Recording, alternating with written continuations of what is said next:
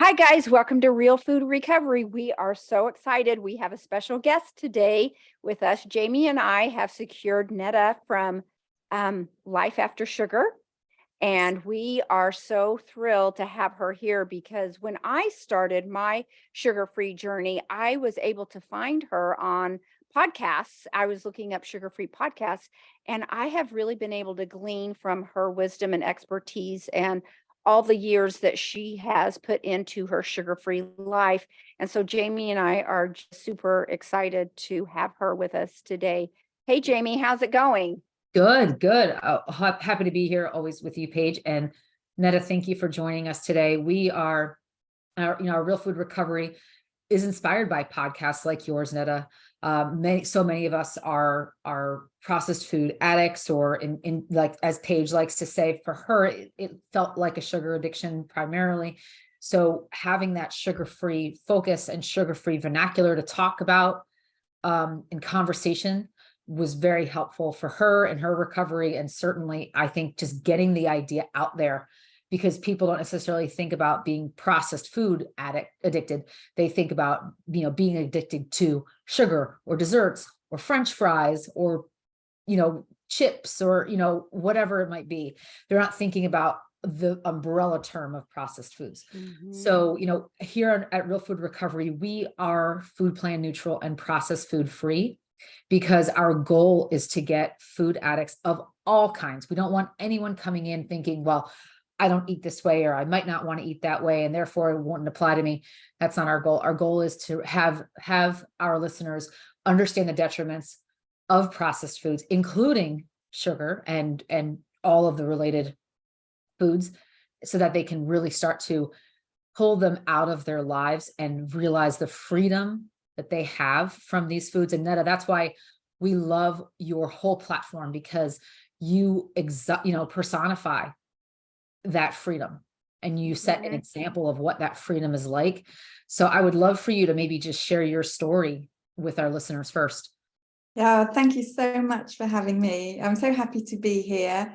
And thank you for getting what Life After Sugar is all about, because not everyone gets it like you do. And this, what you're talking about, freedom, I never thought that freedom was missing in my life, let alone that it was possible by giving up, in air quotes, all my favorite comfort foods. That was the furthest thing from my mind.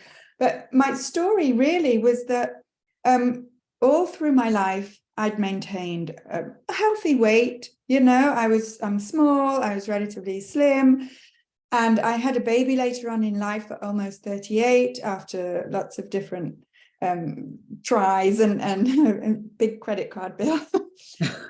But really what happened was that once I hit my 40s, things started to change for my body and for how I saw myself. Yes. And related to myself. And then so my weight started to creep up, whereas I didn't have to do much to stay slim in the past. I had to start watching what I ate, or I was getting frustrated because the belly fat was coming on, and my hips, and all the strategic places where my clothes were starting to get tight. And no matter what I did, I couldn't lose those extra pounds. The thing was that I looked, from the outside looking in, I looked perfectly healthy because I wasn't obese, but I wasn't comfortable with my body, and I began to feel ashamed of how I looked, and ashamed at feeling ashamed because, as I say, from the outside looking in, I look okay, And so that was frustrating for me. And then if that wasn't enough, I started to struggle with my digestion. I had chronic constipation. I was going to the bathroom like once a week. Oh my gosh. But that is toxic for the body. Oh, sure. And I had bloating and pain and joint pain. I was getting up in the morning with creaky joints, and I had fatigue and headaches. And I just felt like hopeless into my 40s, that is this how it's going to be now? Is this the slippery slope now that is like inevitable? from middle age, as it were, from midlife. Right. And by the time I was 45, I thought, I've got to do something. I've seen all the doctors. I've tried to get the help for my weight, my digestion. I'd tried this diet and that diet and this, treatment for my digestion, and nothing seemed to work. Things were getting worse, not better. And my brother got me in touch with a nutritional therapist.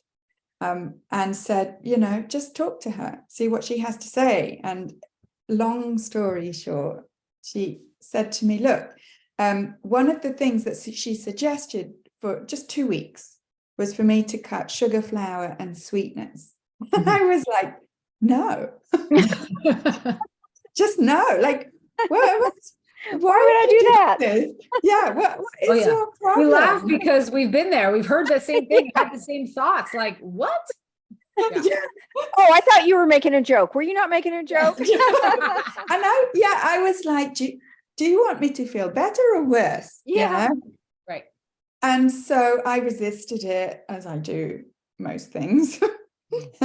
I resisted it because I was like, no, this is the worst thing for me, because the only thing making me feel good are my comfort foods, including chocolate, and I didn't really think I had a problem with food. I thought it was normal not to be able to stop after, 1, 2, 3, a sleeve of cookies, or, a bowl of ice cream, and then go back for another one. I just thought everyone did that. That's what we do. It didn't cross my mind that my behavior was problematic. And so I resisted this whole idea, because I thought, well, what would I eat anyway, right? You take away sugar, flour, sweeteners, there's nothing left. What, ice cubes? So anyway, it took me weeks of resisting to realize that nothing changes if nothing changes, basically.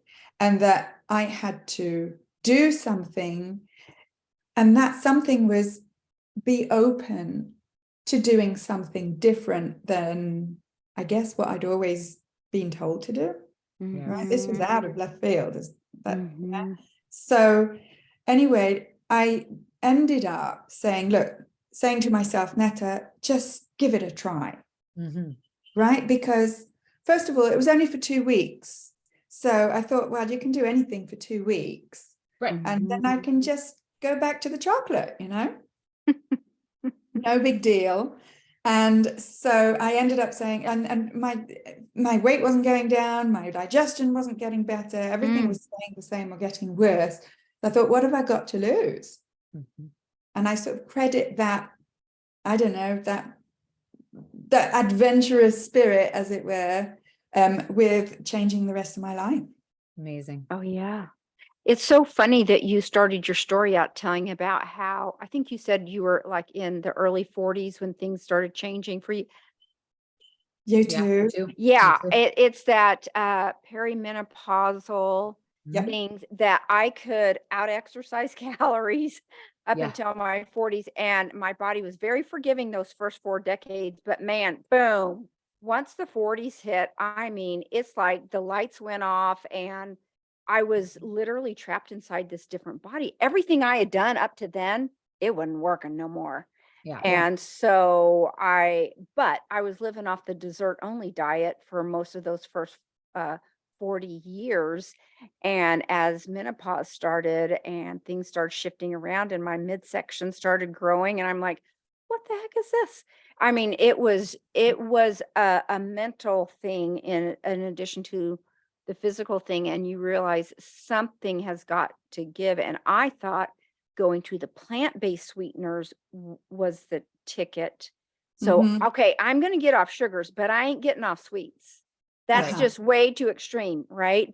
So I can do these plant-based sweeteners because it's going to control my blood sugar, was my rationale. But what it did is it kept me in those sugar binges once or twice a month, because that drive for sugar still was there. And you have to get rid of it all. And I was going to say the glory is the taste buds do change. If for Absolutely. anybody that's listening, don't panic. Your taste buds catch up. So Totally. sorry, I cut you off. What were you going to say, Netta? That's actually Jamie. I wanted to know what you were going to say. Oh no, for me, I had my first 35 years were obese, right? Morbidly obese. I wore my addiction, my food addiction out, everywhere on my body. And I knew that I had a problem, controlling myself around those rich foods, especially sweets. I always say I could have easily been an alcoholic. Brownies were okay for 4-year-olds to overeat, right? I couldn't, knock back a martini at 4. So for me, it was more about, I had this deep pain, and the solution to the pain was food, and it was socially acceptable and culturally enforced. And it was just this ever-present thing that was always part of life, and with family or school or everywhere. And so for me, if I was in constant pain from a lot of different things growing up. And so for me, it was constantly seeking that ease and comfort that food provided. And when I started my journey, it was probably maybe 33 years old or so. And I started that journey to lose the weight, and I had lost the bulk of my weight over the first 4 years of my journey. I'd lost over 200 pounds. And I thought, okay, I haven't altered my physiology. I haven't had surgery. Didn't take any crazy diet pills. I've done it the slow way. Life is good. And I had a year or two of I could exercise and keep up with if I did have, because I was still trying to moderate processed foods, thinking that that's right. what you could do. Like, you lost the Right. weight, now you could have a slice of pizza, have a brownie, have a piece of cake. No, but I would try it, moderate it, have the food monkey on my back for a week, and then have a binge. I couldn't stand it anymore. And I would always be able to kind of get ahead of that. And then by the time I was 41, 42, it was not happening anymore.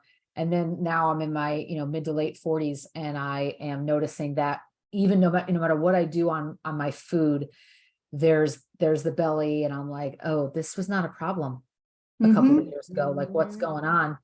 And I'm noticing just in that area, right? Everything else is responding to other stimuli, but not the stomach. So it's so, and I know it's textbook, perimenopause, and it'll eventually be menopause. And I'm going to roll with it. But wow, it really is huge something. issue. It's a huge issue. And here I am, so, clean, sugar-free, sweetener-free. I'm off of all processed foods. I'm on clean foods, and, and even I've gone, for me, what felt right for me was going whole food, plant-based, and feeling amazing, just having tons of energy, tons of drive and mental clarity, and much more peace in my life than I have had in years. Yeah. But man, you still can't get around the hormone shifts. Yeah, absolutely. And it's like a double whammy, because it's funny, because now I'm in my 50s, and I'm in that stage of life, I think, where I'm like, I'm not putting up with any more crap. Right. From out there, but also from inside of my head, And so it's, and this whole, I credit this whole journey that I've been on with, or rather without, sugar and with whole foods as being a sort of a support system for this stage of life, where I'm like, look, I count, and I am beginning to learn how to take care of myself and love myself and love all my dark sides and my yes. That when you're a parent, like, you don't necessarily have time to do that in your 30s and 40s, or whenever you have kids, you're just running around trying to get through the day, But now that I have more time to actually think of myself in my 50s, now it's part of this whole journey. And I think that dropping sugar and sweeteners for me, and flour or refined grains, for me personally, has been part of this important journey life journey to Mm. loving myself. It Yes. sounds a bit, hokey, but No, no. yeah, Don't you that's how I feel. Don't you think when you turn 50, there is like, it's this weird shift that automatically you wake up the next day and you go, whoa, I'm 50. I'm halfway to dead if all things go well. And Well, you all of a sudden go, I'm settled down a little bit. Like an old dog, there's something about turning 50. The one I've told Jamie this before, the one payoff that I have found, I'll be 60 in a few months. And the payoff has been that you find out everything just kind of works out in life. And I think that opens the door for you to just calm down a little bit. I don't know if you yes, experience that at 52. absolutely. You do settle down. You just Yes. calm down a little bit. You do. I mean, I understand what you're saying. It didn't happen for me the day after my 50th birthday. I'm sorry. You were in lockdown Like, on the oh, day calm down now. when I turned 50, but whenever it is around 50, a Yeah. little bit before, maybe for some people, a bit after Mhm. me. Yeah, what you describe is what I'm experiencing now. I'm in the thick of it. Mhm. I'm Yeah. in the thick of the calming down. Yeah, it's great. It's great, The but big gift. but Biggest gift. it sort of gets worse before it gets better, in my experience. But what I say to people who I help, with Life After Sugar, is that real life carries on whether or not you eat sugar. Yeah. Yeah. And- Doesn't it always? Thank God. And yeah, the fact that you don't eat sugar or processed foods doesn't change anything out there. I mean, I stopped eating sugar, flour, and sweeteners in 2015, and yet we still had a pandemic. That's right.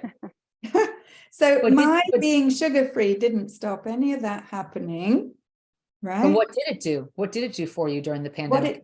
What it did do for me, and what it does do for people who, who end up continuing what I call their life after sugar, is that it helps us to cope better with Yes. what's going on out there than if we were using, and I take this word, like from the drug world. I agree.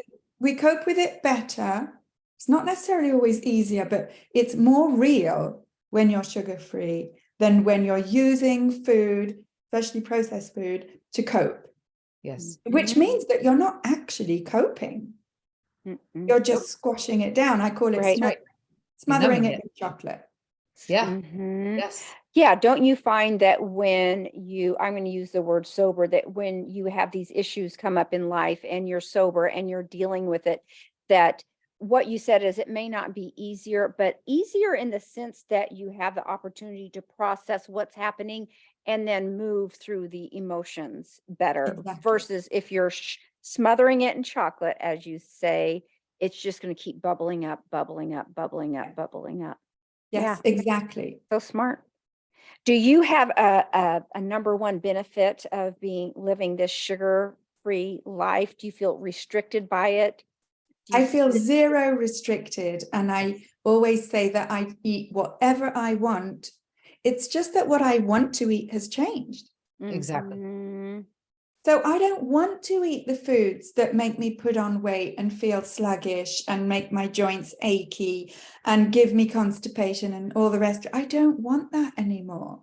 And I do want to eat the foods that give me energy, taste yummy, fill me up. And that I'm not obsessing about my next snack anymore. Do you know how Mhm. much mental energy we used to waste thinking about Oh, please. snack? On one of our podcasts, I have a question about if you could gather back all the time in your life up to now that you've wasted on being obsessed with food and sugar, how many days in your calendar would you have back in your life? Yeah, Days. it's half your life. It's Years. half your life. Decades. Yeah. No. Oh, easily. Yeah. It's crazy. all day, every day when you're in the midst Yes. of it. And Yeah. for me, the greatest benefit of being off sugar is I'm not constantly making that decision over and over again. Will I, won't I, will I, won't I, will I, won't I? Is today the day? Is Right. that going to be the dark day? But when you're in the middle of that sugar, I mean, you can't even enjoy it because you are in so much pain trying to stop yourself and Mhm. you can't figure out how to stop it. just takes over motor control. You're not even hungry. You're Yeah. just eating. And at the same time, you're in the fetal position and the brain saying, I can't make this stop. I am in a free fall and there are not enough cookies in the house to solve what I am shoving down. And at the same time, you're panicking. How am I going to get out of this? How am I going to undo the damage I've done? How much exercise will it take to undo, like you said, Yeah. this sleeve of cookies? How I'm going to be so sick here in a few hours and I have this appointment. How am I going to get through that? I mean, it's just a mental anguish game that you are chasing all the Totally. time. Totally. Exactly. And I would say the biggest benefit, I feel like saying I got my 20-year-old body back, right?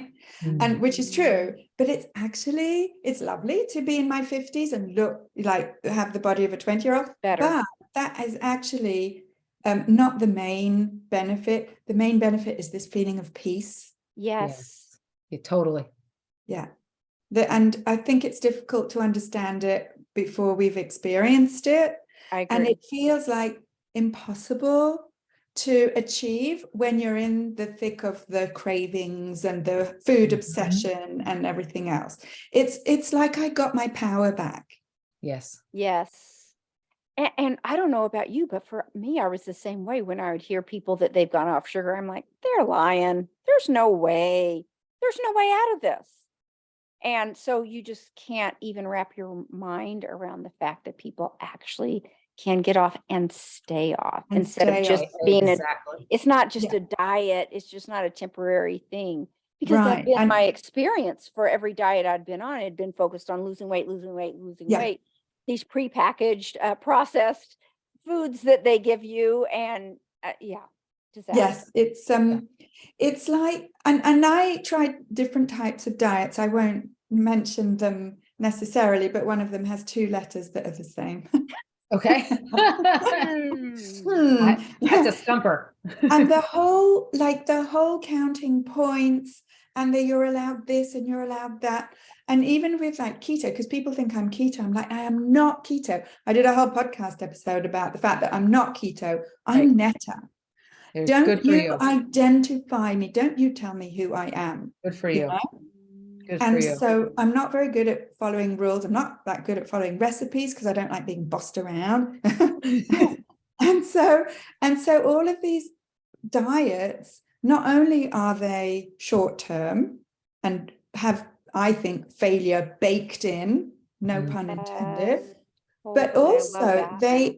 I think they develop or bring to the surface our own vulnerabilities and Mhm. our negative self-talk and our feeling of failure and we're not good enough. This is what I call diet brain.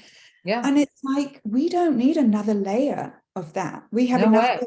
Thank you. It's given to us, there's some researchers and we talked about Joan Iflin before. We're familiar, Paige and I are both Yes. part of her recovery group. And when we think about, Joan's research, right, around the diet industry and how it's another layer of shame on top of the media, big food, big pharma industries that are selling these, there's something wrong with you, so take this drug, or there's something wrong in your life, so have this processed food or buy this thing to make you feel better. It's so the diet industry adds another layer to it so that it's antithetical to what we're actually trying to solve. And I love that line, I'm not keto, I'm Netta. Yeah, Mhm. I wrote that down. Brilliant. Great. Brilliant. Because I'm guilty of it. Paige and I have talked about this. I'm guilty of, I will label some people in my life by their food plan, and I will kind of shy away from them because the food plan that they've chosen is something that is something that is just like on a fringe and seems very extreme to me. And it's not that I judge the person necessarily, but I do tend to lump that person with their choice. And that's not the defining moment of the person. Just like my defining characteristic is the fact that I like to eat mostly, all plants, right? So that's not my defining characteristic either. And I wouldn't want to be defined as such. And if people want to define themselves by how they eat, great. I'm just saying it doesn't work for Doesn't me. work for you. I've been I'm defined nothing all my against life. it per se. Yeah. No. You Yeah. know, when you were talking about the diet industry, the thing that gets my ire up the most is when they try to sell you fear, Mm. or any company. I just think they take Uh-huh. advantage of people's vulnerability. And when they try to market to my fear, that just drives me crazy. In fact, I had a telemarketer call me right before this podcast started, and it was a local number. So now they're figuring out to Oh, use yeah. local area codes. And I thought it was I thought it was a familiar number. So I picked it up, and it's a guy, and he said, "I'm here to sell you prescriptions for your anxiety, your depression, and this is time is running out. We're giving you free shipping today. What would you like?" And I said, "Well, I would like to reduce my anxiety, but I don't want to do it through pills, and also my depression. I don't want to do that through pills. I think it would be clear up if you would just stop calling me." So quit trying to sell me fear about talking me into all these things I Yeah. have. So anyway, Yeah. just a bugaboo. Absolutely. Absolutely. So Netta, you said you started in 2015. Yes. And we've all talked about, the three of us have talked about, it does get easier over time. Your body adapts over time. We live in a world that is filled with processed food cues, sugar cues. It's from the marketing to the cultural cues to this, societal signals. They're everywhere. We've got junk food and processed food ads and smells and samples and reminders everywhere around us in the world. Mhm. How do you keep yourself safe, or how do you navigate the world, as a sugar-free recovering person? Yes. Once you leave the house. Yeah. Yes, yes, absolutely. And we're not in lockdown anymore, so I Right. don't stay at home through fear of meeting processed foods out there. That's right. So, Mhm. funnily enough, the first time that I went to the grocery store with this list of whole foods, right, of things that I, air quotes, could eat or could buy, I remember spending like at least an hour and a half going up and down the aisles, picking stuff up, looking at the ingredients, Yeah. putting the Mhm. boxes or the packets back on the shelf because they all contained some kind of added right. sugar or starches or flours or sweeteners.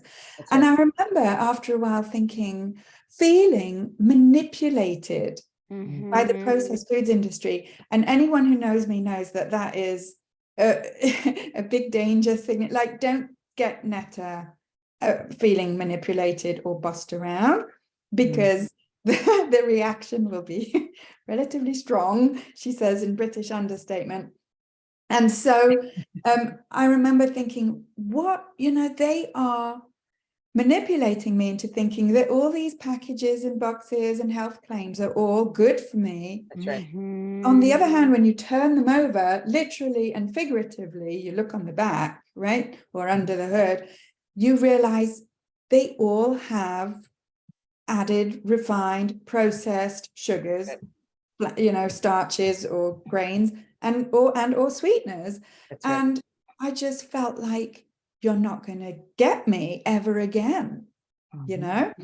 And so Mhm. when I did go around the perimeter of the grocery store to get all the whole foods, and I'm an omnivore, I do eat meat and fish and Sure. and all kinds of things, including fermented foods and drinks that I make myself, that I learned how to make for my gut health. When I started realizing, and it didn't take that long, that these foods are quiet. They're not, they don't tell you. Oh. They don't have packaging that I is love that. loud and brash and basically dishonest. Absolutely. And the quieter the food or the quieter the packaging, the more likely it is to be healthier for you and Right. less processed. And it doesn't shout. I would add to that. That's brilliant. I would add that it doesn't shout to you or call to you after you eat it. There was a story I was telling Paige. I traveled between two states and for work, and I was traveling and I picked up a certain item that I thought was it had these two ingredients on the label, and I thought, I'm good. Well, I didn't flip it over and look at the whole list like I normally do, because I had bought it online, right? It was an online grocery delivery because I was traveling and flights were crazy, and long story short, I'm like, I need to have my clean food. I'm going to get the grocery delivery, get it, eat it. And I was like, why am I thinking about this thing again? Like, why is it calling to me? It wasn't quiet. It was calling to me again. And I found myself craving it, and I flipped it over and looked in the back. I'm like, oh my gosh, there it was. And so I had a decision to make, right? It was still a better choice for me in that moment than, and for that time period, than many other things that I was exposed to. But I had to understand that this food had an ingredient in it that it wasn't a sweetener, but it was calling to me. And it ended up being a version of wheat flour. And I thought, this is why it's not a quiet food. Yeah. And some people can cope or deal with these types of ingredients perfectly fine. It doesn't get them into a tailspin like it does for us. And some others can't. And yes, life is unfair like that, but so it's like the important thing is to realize this is how I react. These are the things that trigger me. Yes. And to accept that about ourselves with no guilt or shame. This is just how we are. In a way, it's really a blessing in disguise. Absolutely. Because we are so-called forced to do what's good for us before it's too late. Exactly. And this was the case for me. And, I often hear people say, well, you look, if there's a long list of ingredients, it's not good for you. And I challenge that, because if you look at the ingredients on a bag of sugar, there is one ingredient, sugar, So you can't go by that logic, because sometimes when I do get over myself and make a recipe and follow the recipe, and there's a whole bunch of ingredients in the recipe, but every single one of those ingredients is unprocessed. There you go. You've got an example of lots of ingredients. That doesn't make it processed, not necessarily. Exactly. You think recovery gets easier the longer you're in it? It has for me. It requires a certain level of vigilance, which I think just navigating life does, if you're mindful for your own life. So for me, it's here's the difference that I see, the sort of the before and after. That's why I call it life after sugar, like a before and after. Netta, before she stopped sugar and processed foods, was relatively mindless. I ate mindlessly. I felt my emotions mindlessly, or I, covered them up mindlessly. And I sort of went through life a bit in reactive mode. Sure. And Netta, after stopping sugar, it's a life where I'm more mindful and more in touch with my feelings, my reactions, what I want, what I don't want. And so in that sense, recovery requires vigilance. Yes. But as I say, so does living life mindfully. Good point. Good point. What's the biggest piece of advice that you have for people going sugar-free? I think it's it's to become aware of how we have been told to relate to sugar and sweet tastes. Yes. So, and I did a podcast episode about this, about does sweet always equal treat, or does a treat always need to be sweet? Obviously, my answer is no, even though before I would have said yes. Right? But it's almost as if, because when we are babies, breast milk is sweet. It's like it's a given that we all love sweet tastes. We are wired to love sweetness, but most of us, when we're adults, I think we're all weaned by now. And so it is possible to do what you were saying before. It is possible for your taste buds to change. They do regenerate in quite a short period of time, a couple of weeks. And it is absolutely possible physiologically for your taste buds to change, and for you to start getting used to less and less sweetness in your taste, to the point where, and this is what happened to me, to my amazement, to the point where you actually can get to dislike sweet tastes. Yes. Which is what happened to me. Yeah, my cravings definitely, what I can pass by, cakes, cookies, things like that, and what used to send me into a tailspin. I'm far enough out now where I'm like, that's so dark. That place is so dark.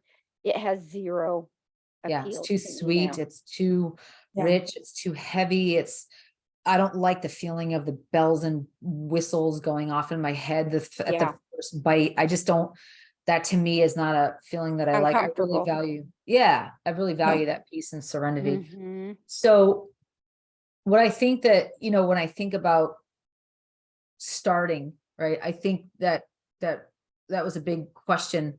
When I think about starting, it's really just listening to where you're at and sort of taking the inventory of where you're at. I think that's important to understand, here's the things that I absolutely on a regular basis can't do right now. And here's some things that I'm going to put on the back burner until later. Like I wish that I had, there's a saying that we have in our recovery, about we have all the time in the world, and it's true, right? We really do, but the industry, I think diet industry, food industry, Mhm. industry makes you feel like you don't. But we really do have a lot of time to just listen to the intuition inside us and let it guide us to the next step. And it gets infinitely easier. And also the voice gets infinitely louder once you remove those processed foods, remove the sugar, remove the addictive foods. Yes. It gets a lot louder and a lot easier to follow the next step. And that's something that before I did this, I didn't understand that. I heard people say it and I was like, yeah, that's not going to happen for me. And Yes, you have to does. live it to understand it. And that's why the first step in what I teach in Life After Sugar is to find the foods and the fasts, if you're an intermittent fasting, which kind of often comes naturally with when you cut sugar, depending on the person. But it's to find the foods and the fasts that make you feel good. And the problem with the diet industry, I think it completely circumvents the concept of feeling good and feeling that you're worthy of feeling good, because it just concentrates on the weight loss. Or fixing what's broken. Or fixing what's broken. Which is, we're not broken at all. We are reacting exactly how someone would react to the food environment we live in. Exactly. And unfortunately, most of us only get to that point of thinking, hey, I think I'm worth feeling good for, like not just looking good, but feeling good. Unfortunately, most of us only get there in our 40s or 50s or sometimes even later. Yeah. And I love the point about you talking about how the diet industry is like, you got to do it now. It's, again, it goes back to selling that fear. It's a panic. You're running out of time. You got to hurry. You got to quickly lose 20 pounds in 2 weeks. And, that type of pressure, where I think in recovery, it goes back to what you were saying about inviting quiet and calm. It's a peaceful journey. Yeah. It ain't about hurrying. It's about taking your time, discovering yourself, your authentic self, and that takes time. It's not the microwave principle that once we got the microwave, everybody wanted immediate results, and that's not how recovery works. Absolutely. It's an inside job, and it takes time. You've got to foster it. You've got to look inside if you want good results, but it ain't no hurried job. It Exactly. takes And that's why I like making my own fermented foods and drinks as well. I make my kombucha, my milk kefir, and my kimchi, my sauerkraut, and in a way that slow fermentation process where you as a human just set it off and then like step away for a few weeks and don't get involved and let things happen naturally, so that they become healthier. That is such a wonderful example of how I as a human now live my life. I take my example from the good bacteria in my fermented foods and drinks. It's true. It takes a minute to marinate on things. And I think we're less reactive as we get older and we respond versus react. It's just a calmer overall process. Totally. Yes. We really appreciate your time here, but go ahead, Jamie. Oh, no, you took the words out of my mouth. Thank you, Netta, for your time. Welcome. We have listener questions that we'd love for you to weigh in on. No pun intended. Maybe there was a pun. And Paige and I have social media presence, as you do, and we'll get some listener questions we'll hear these questions in our community on a regular basis. And so this one is just a great question. Do you really think going processed food free or sugar free is possible for everyone? I can only last 2 to 3 days and then I fall off the wagon again. I don't know how you stick to it in the world we live in. It's depressing, and I don't know how to Yeah. move beyond it. Yes, I think it's possible for you as an individual. I can't speak for absolutely everyone, but it's possible for people who have done some reflection and some mindset work about their relationship, not just with sugar, but with food in general, and with this whole processed food culture that we live in the Western world. So I agree that it's tough. Totally. I'm not denying that processed foods are everywhere. And I'm not denying that if we haven't done that work that I help people do, then we will fall off the wagon every few days because we haven't actually addressed the underlying relationship that we have with these types of foods and how we use them for all kinds of reasons, not just emotional needs and as an emotional crutch, but for all kinds of reasons, to fit in, to be convenient, because we have no time, we're rushing around, all that stuff. If we haven't addressed those reasons or that relationship, then we are going to fall off the wagon over and over and again because we're stuck in the diet culture. Right. Still. Oh, I agree. Very true. We have one more for you. I keep hearing about people not weighing themselves, but the idea of it puts me in a panic. What happens if I gain a whole bunch of weight, and if I'm not weighing, how will I even know? Then what? Yeah. Okay. So I've had people in my community say, I'm going to put away the scale, but I'm scared to do that because if I don't know, it's almost like the very act of putting away the scale in and of itself, they believe will lead to weight gain. Right. It's a first sign The of defeat. not knowing will lead to weight gain. Right. Whereas, that we gain weight, or more specifically, we gain body fat through what we eat and a whole host of other factors. But putting away the scale does not immediately or, lead to weight gain, right?